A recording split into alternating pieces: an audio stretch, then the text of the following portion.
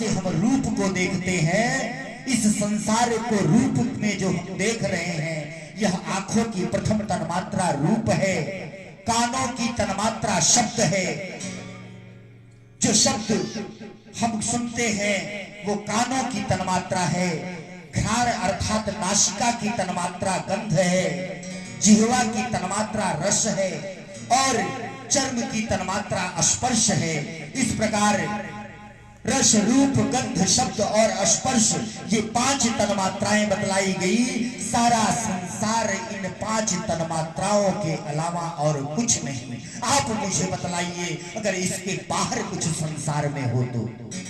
केवल यह संसार रस, रूप, गंध, शब्द और स्पर्श, इतने में ही ये सारा संसार समाहित है। इस प्रकार 5 तन्मात्राओं के बाद पंचभूतों का विश्लेषण किया। छित, जल, पावक, गगन, समीर, पृथ्वी, आकाश, जल, वायु और अग्नि, ये 5 पंचभूत बतलाए गए, जिससे इस स्थूल शरीर की रचना हुई।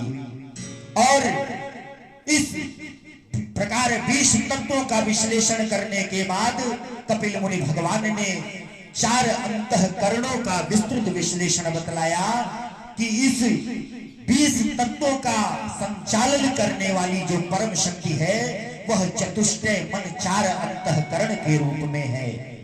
वो 4 मन कौन कौन से हैं? मन, बुद्धि, चित्त और अहंकार।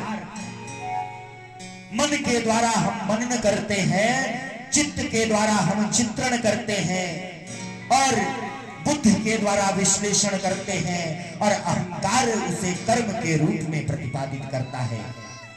कोई अनुभव जब हम अनुभूत करते हैं तो प्रथम मन में उसका मनन करने लगते हैं।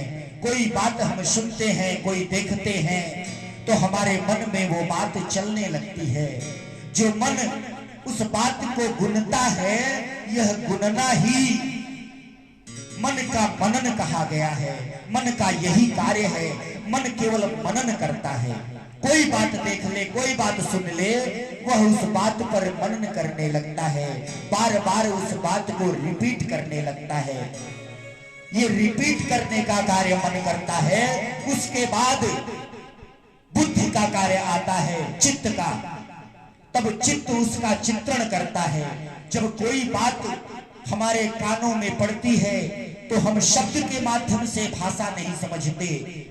हमारा मन, हमारा चित्त उस बात का चित्र बनाने लगता है, फिर हम चित्र के रूप में उसे समझते हैं। जैसे एक शब्द मैं आपके सामने रखूं, आम। आम शब्द सुनते ही पहले आपका मन आम का चित्र बनाएगा। आम का चित्र आपके मन में बन जाएगा, तब आपकी समझ में आएगा कि यह आम है। इस प्रकार चित्त का कार्य है चित्रण करना, वह चित्र बनाता है। और तब बुद्धि का कार्य आता है। तब बुद्धि विश्लेषण करती है उस बात का कि यह अच्छा है कि गलत है। उसका विश्लेषण करने वाली बुद्धि है। और तब विवेक द्वारा उस विश्लेषण का जो निर्णय मिलता है, उस निर्णय के आधार पर विवेक अहंकार को आदेश देता है। तब हमारा अहंकार कर्मेंद्रियों के माध्यम से इस संसार में अनेकों कर्मों को प्रतिपादित करता है। यह कर्म करने की प्रक्रिया है, जिससे संसार में विभिन्न कर्म हो रहे हैं। यह ज्ञान चर्चा मैं निरंतर आप सबके बीच में रखूंगा। आइए अब एक छोटी सी भजन के साथ आज की कथा में प्रवेश करते हैं। अरे सीता